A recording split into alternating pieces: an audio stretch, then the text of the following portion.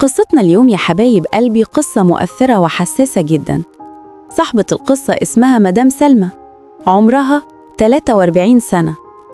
اتجوزت وهي عندها 20 سنة، وبعد سنة خلفت بنتها الوحيدة. حياتها كلها كانت حول بنتها، وربتها بحب وخوف شديد لدرجة إنها كانت بتضحي بكل حاجة عشانها. جوزها كان بيشتغل في السعودية وكان بيزورهم كل شوية، لغاية ما جاهم يوم اتصال من هناك يقول لهم إنه مات في حادث سيارة. سلمى اتكسرت، ووقتها بنتها كانت عندها 5 سنين بس. رفضت تتجوز تاني بالرغم من إلحاح أهلها، عارفة إنها ممكن تخسر بنتها أو حتى البنت تتعقد من وجود راجل غريب في البيت.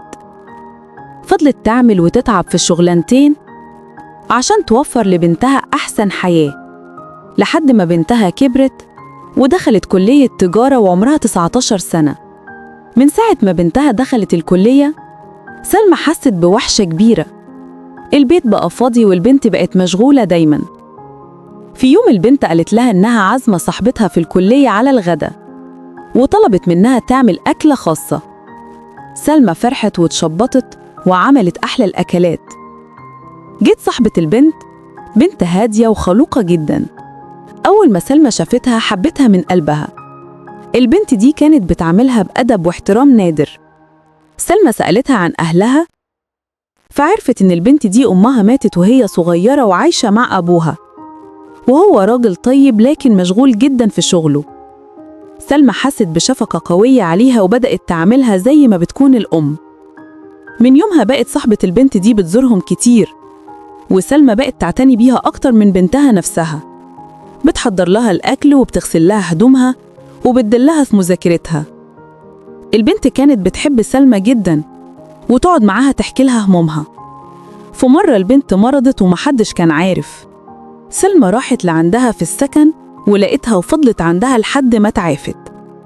في الليلة دي البنت قالت لها وهي بتعيط: يا مدام أنا محتاجة أم مثلك في حياتي. سلمى ضمتها وقالت لها: أنتي عندي زي بنتي ومفيش حاجة هتفرق بينا.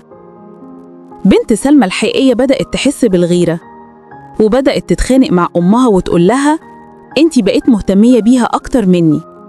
سلمى كانت بتطمنها إنها بتحب بنتها أكتر من أي حاجة، لكنها كانت حاسة إنها بتعوض عند البنت اليتيمة حاجة ناقصاها. الأمور زادت لما أبو البنت اليتيمة اتعرف على سلمى من خلال بنته، وبدأ يبعت لها هدايا ويشكرها على رعايتها لبنته. سلمى حست بإحساس غريب تجاه الراجل ده وكانت بتتحدث معاه على الهاتف باستمرار. البنت الحقيقية زلت جدا ووصلت البيت يوم ووجدت أبو صاحبتها موجود عندهم، فانفجرت وقالت لأمها: أنتي ناسية بابا؟ عايزة تتجوزي تاني؟ سلمى اتأثرت جدا من الكلام ده وحست بتأنيب الضمير. سلمى بقت في حيرة جديدة بين مشاعر الأمومة اللي بتحسها نحو البنت اليتيمة واللي بقت جزء كبير من حياتها، وبين خوفها من فقدان بنتها الحقيقية أو إيذاء مشاعرها. يا ترى إيه الحل اللي تقدر تعمله سلمى في الموقف الصعب ده؟ وكيف تقدر توازن بين مشاعرها ومسؤولياتها؟ ندعوكم شاركونا آراءكم ونصائحكم لها في التعليقات.